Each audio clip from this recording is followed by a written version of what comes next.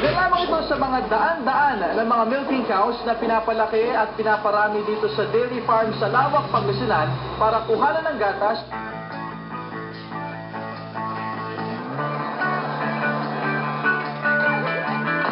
Kainan ako. Hindi niya ako gusto.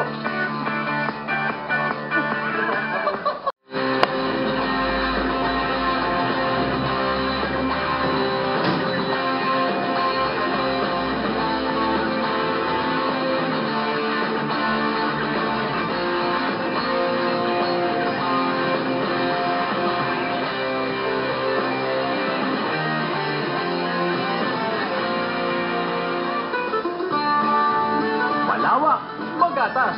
Yan daw ang katangian ng pinakabatang munisipyo ng Pangasinan. Maliban sa mga lokal na produkto gaya ng tupig at paggawa ng tradisyonal na bakya, dito matatagpuan ang nag-iisang dairy farm sa North Central Luzon na ating papasukin ngayong araw sa Bayan Iwan.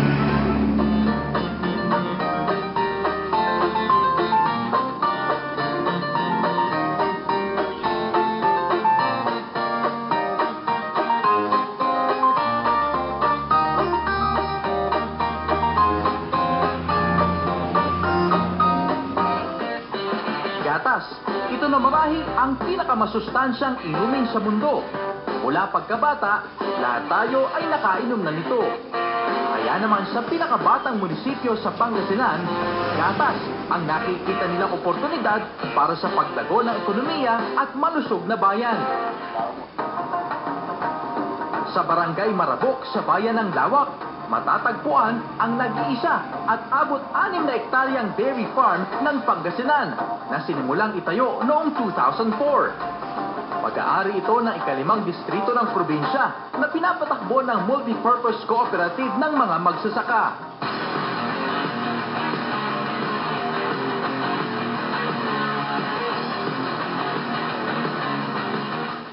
Ilan lamang ito sa mga daan-daan ng mga milking cows na pinapalaki at pinaparami dito sa dairy farm sa Lawak, Pangasinan para kuhanan ng gatas at suplayan itong kanilang farm. Sa huling bilang, higit 600 baka na ang inaalagaan sa dairy farm na tumitimbang ng abot sa 500 hanggang 600 pounds bawat isa. Pero hindi lang ito basta-basta lahi ng baka. Dahil imported ang mga ito na mula pa sa Australia at New Zealand, mga kilalang milk producers sa buong mundo. Pero ang hamon, paano nila kinukuhanan ng gatas ang daang-daang mga bakang ito? At yan ang aking inalam. Dito sa barn o kwadra, inaalagaan at pinapakain ang mga baka. Kasama natin dito ngayon sa farm si Mang Manuel at isa sa mga nagpapakain dito sa mga baka. At tuwing umagang araw, ganito yung routine nila, pinapakain nila, gaya nito. Nakasako to, mga nagayat na, o mga giniling na ng mga corn at soya, at ito raw yung pamparami ng gatas yung baka.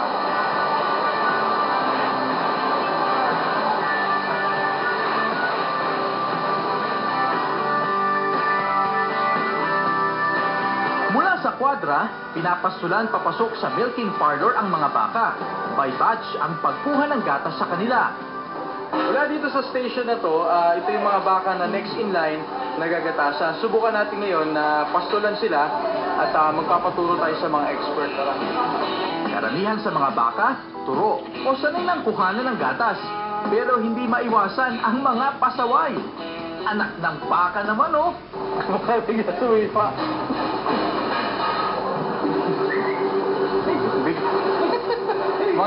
Mga ilan po? 600 pounds siguro to, no? Ganito ba? Tila nangingilala sila sa mga bagong taong nakapaligid. Ika nga, camera conscious. Kaya hala, nag-bumper to bumper na. At sa laki at lakas nila, muntik pa akong maipit sa nag-uumpugang baka.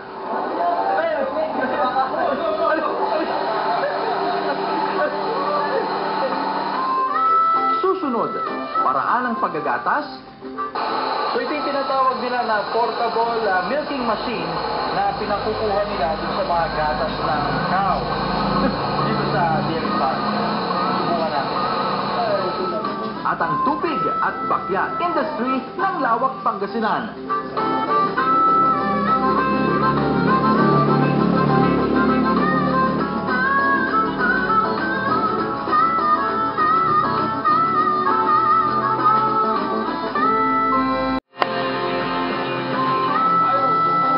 Kahit muntik na ako maapakan ng mga naglalakihang baka sa dairy farm, hindi ako papayag na hindi ko matututunan ang paggagatas.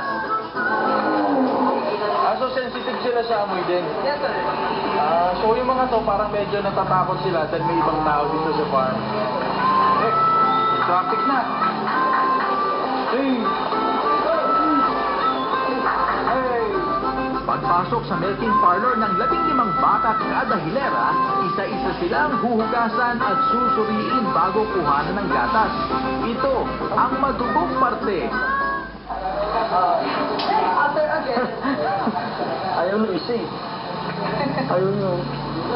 Siyempre para ma-secure natin yung kalinisan, hindi lang sinasabon o hinugasan, kailangan punasan ulit at lalagyan natin ng iodine. Ito yung disinfectant para hindi rin ma-infect yung milking cow at the same time hindi ma-contaminate yung gatas na kinukuha sa kanila.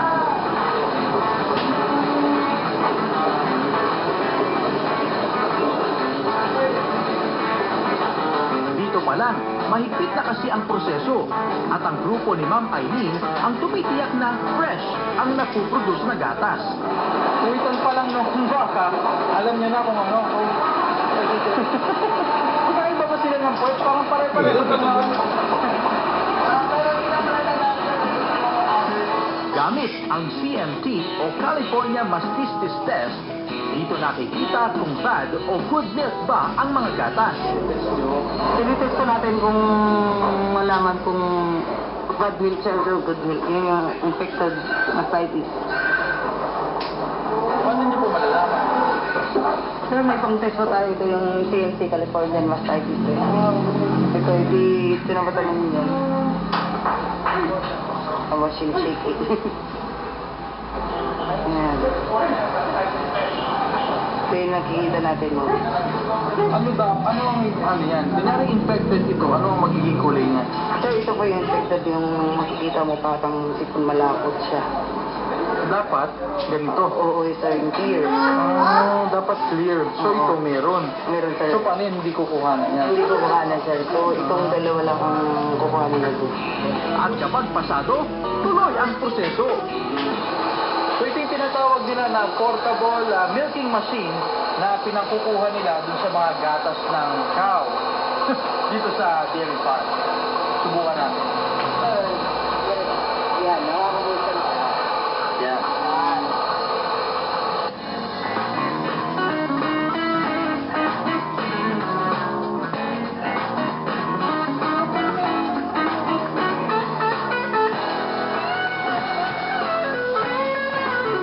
Gamit ang makina, tuloy-tuloy nitong ginagatasan ang baka diretso sa isang silyadong container.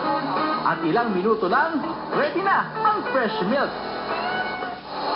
Toast to success!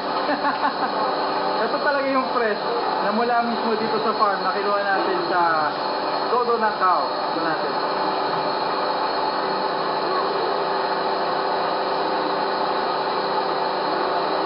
Masarap. Masarap kaysa process. Pero para mas masiguro ang kalidad ng gatas, dumadaan ito sa pasteurization para masigurong walang nahalong bad bacteria sa fresh milk. Sa proseso, maraming natutulungan ang dairy farm. Hindi lang ang abot sa 60 empleyado gaya ni Eileen, kundi maging ang mga magsasaka. Hindi man kasi nila mabili ng pakyawan ang isang corn o sorghum plantation para ipakain sa baka, dito pa rin dinadala ng mga magmamais ang kanilang pinagtabasan para ipagbili o kaya ipalit ng gatas. At kung nagtataka kayo sa apat na mga higanteng strukturang ito tuwing madadaan ng lawak, ito ang tinatawag na cyclone o kung saan iniimbak ang toneto-niladang pagkain ng baka para sa buong taon, lalo na kapag hindi panahon ng mais. At sa expansion ng farm, nagpapalaki na rin sila ng calf. Dali pa ng turuan to eh. Ay, ito daw. raw kapag naturuan na ang mga magsasaka, pwede na rin silang magsarili at mag-alaga ng mga baka. Kinuha lahat ng mga adult cows dito, tapos nagkaroon ng protocols, ini-standardize ang operation. Ngayon, kung sino ang interesadong mag-training para matutong maggatas, mag-alaga ng gatasang baka, pumunta ho rito. Tuturuan ho namin. Then eventually, kasi alam nyo, anak ng anak yung baka, yan ho ang kailangan namin para maggatas. Pag dumami ho yan, wala na ho kaming gagawin kundi ipapaalaga ho namin sa labas. Kasalukuyan ding tinatapos ang Mega Barn na siyang magbibigay ng mas malawak na produksyon sa farm na dinisenyo bilang isang world-class dairy farm. Gusto ni Congressman, unang-una is ma-expose at matuto uminom ang mga bata, lalo-lalo dito sa 5th Distrito, ng fresh milk.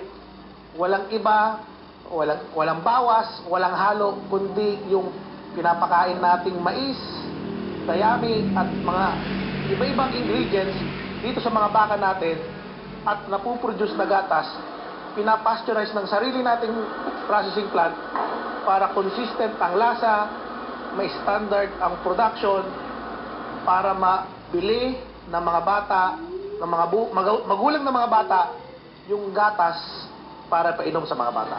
At sa pamamagitan ng dairy farm, hindi lang daw layo nito na makilala ang bayan ng Lawak, kundi higit sa lahat, mabigyan ng sapat na gatas ang bawat Pilipino.